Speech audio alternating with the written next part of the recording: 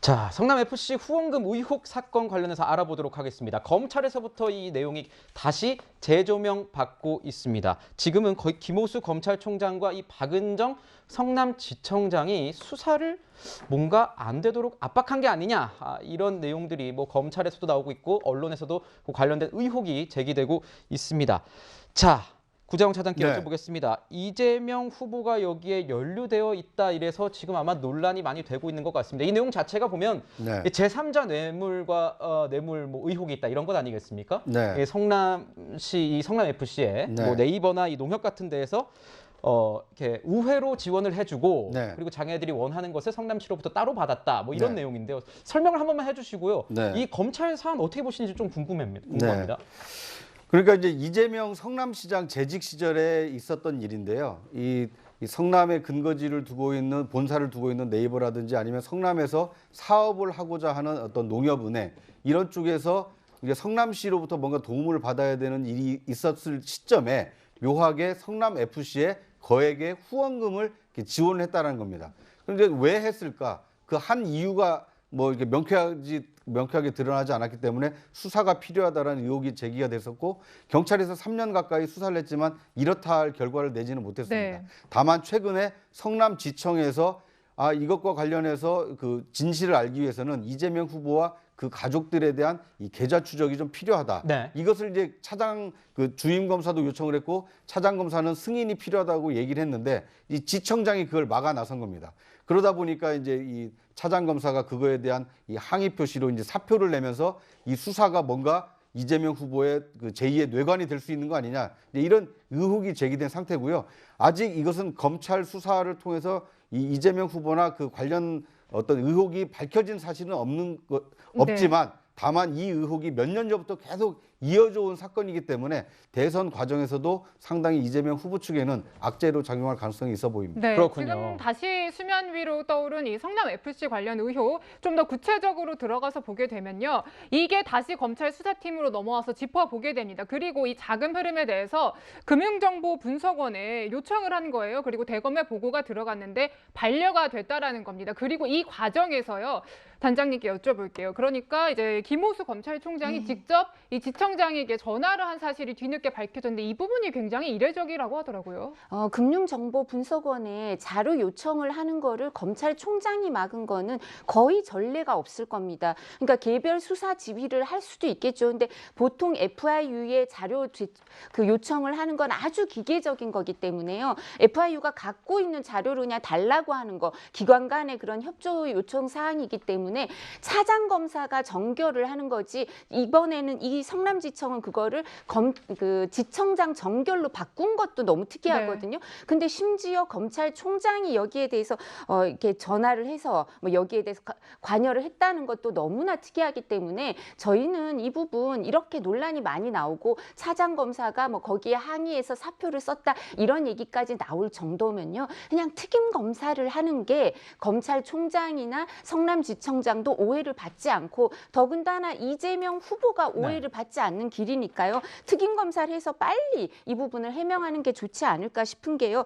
성남시장으로 이재명 후보가 있을 때 2년 동안 민간 기업 여러 가지 뭐 이렇게 인허가 요청 사항이나 민원이 있는 민간 기업에서 160억에 해당하는 광고비 명목으로 후원금을 받았다는 건데요. 그냥 작년이나 재작년 보통 보면 성남 FC 후원금 명목으로 들어오는 그런 거는 9억 정도인데 이 시기에 왜 이렇게 집중돼 있는지 그리고 두산은 어떻게 해서 갖고 있던 용지가 용도 변경이 성남시장이 인가를 해서 용도 변경이 돼서 수천억대의 이익을 얻었는지 이런 부분 빨리 해명해서 그리고 심지어 공무원한테 이 광고비 명목으로 이렇게 그 후원금을 받아오면 20%까지 인센티브로 줬다잖아요. 그럼 그 20% 인센티브는 누가 어떻게 갖고 간 건지 이런 걸 빨리 해명하는 게 이재명 후보한테도 좋은 일 아닌가 싶습니다. 검찰에서도 뭐 이에 대해서 재조사를 하겠다 이렇게 얘기를 하고 있습니다. 자, 지금 그런데 대검에서는 금융자료 조사를 막은 게 아니다.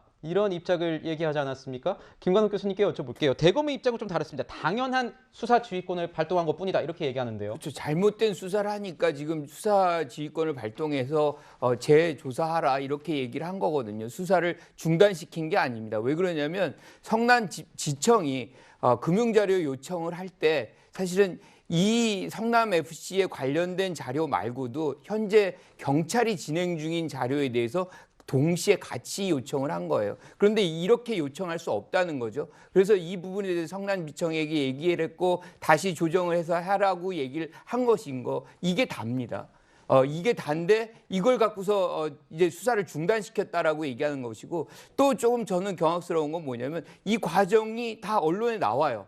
그러면 누군가가 이거 언론에 흘린 거거든요. 지금이 선거 국면인데 선거에 개입할 의도가 있지 않다면 이 상황을 본인들이 사실은 경찰 자료까지도 경찰이 수사 중인 자료까지 요구한 것이 잘못됐다는 걸 시인했다는 거예요. 시인했으면서도 이 부분에 대해서 얘기를 해가지고 언론에 공개한 거는 처음부터 의도적인 것이 아니었나 뭐 이런 생각까지도 하게 하는 거죠. 근데 성남지청장이 이 8,500쪽이 넘는 28권의 책을 읽으면서 이 수사 기록을 갖고 있었다는 건데요. 복사를 해서 그 개개 사건에 대해서 성남지청장 정도 되는 규모에서 차장 검사가 아니라 지청장이 개별 사건을 이렇게 직접 보고 뭉개는 경우가 없거든요. 그러니까 그래서 사건을 3개월 정도 들여다봐야 되니까 기다리라고 했다는데 그런 사례가 없으니까 의혹을 받는 거고요. 그러니까 이게 떳떳하면 빨리 특임 검사를 해서 이 부분을 밝혀내서 돈을 인센티브로 줬다? 공무원이 20%를 갖고 갔다? 그럼 160억이면 많이 갖고 가면 30몇 억씩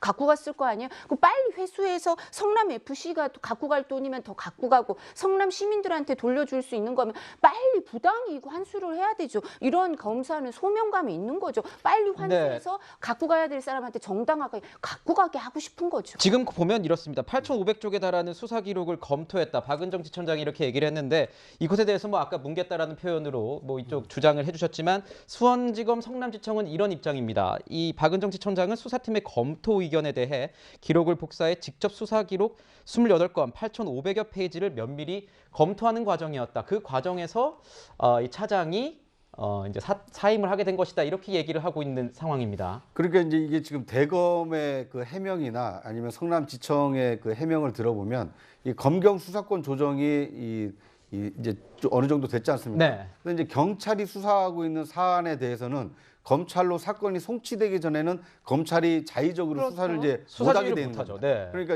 이제 이런 절차상 문제, 그러니까 검경 수사권 조정에 따라서 경찰이 이미 계좌 추적을 하고 있고 이 금융 자료를 조회하고 있는 상황에서 검찰까지 그걸 조회할 필요가 있겠느냐? 이래서 이제 대검 이 반부패 조사부에서 반려했다는 것이거든요. 이게 대검의 입장인 겁니다. 그러니까 성남지청도 마찬가지로 경찰에서 아직 검찰로 사건이 송치되지 않았기 때문에 사건이 어떻게 됐는지를 이제 지켜보고 있을 뿐이지 이것을 수사를 못하게 막지는 않았다. 이런 것이 지금 성남지청의 입장이기 때문에 이것은 뭔가 수사를 하려고 하는 것을 인위적으로 막았다라기보다는 검경 수사권 조정 이후에 경찰이 수사하고 있는 상황에 대해서 검찰이 어느 정도까지 수사를 개입해 들어갈 수 있느냐. 이거에 대한 이견의 차이가 이런 성남FC 사건 수사를 통해서 좀 불거졌다. 뭐 이렇게 보는 것이 타당하지 않을까 하는 네, 생각이 이런 분위기 속에서 이제 아까 단장님도 얘기를 좀 잠깐 해주셨지만 검찰 내부 법조계에서는 이거 특임 검사로 해야 되는 것 아니냐 이런 목소리가 나온다라고 교수님께 여쭤보고 싶은데 이 특임 검사를 도입해야 한다 이 필요성에 대한 부분은 어떻게 보시는지요? 전 이런 부분도 특임 검사 필요하다고 생각을 해요. 그러니까 네. 뭔가 이렇게 장기간에 걸쳐서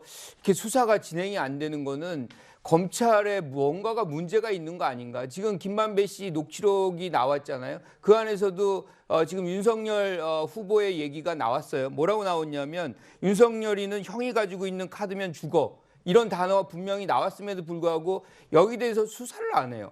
그러니까 저는 이런 부분은 어떻게 보면 검찰이 뭐 어느 쪽이 유리한 건지 모르겠어요. 하지만 전면적으로 좀 수사를 안 하고 있고 아까 뭉갠다는 표현을 하셨는데 이제 뭐 그게 표현이 적절한지 안 하는지 모르겠지만 수사의 속도를 안 내고 있는 건 분명한 것 같습니다. 이 네. 정도 되면 특검도 하고 특임 검사도 하고 해서 문제 해결적인 검찰이 돼야지 자꾸 이런 국면에서 상황을 더 꼬이고 어렵게 만들고 의혹만 더 키우는 이런 행태는 굉장히 부적절하다고 생각해요.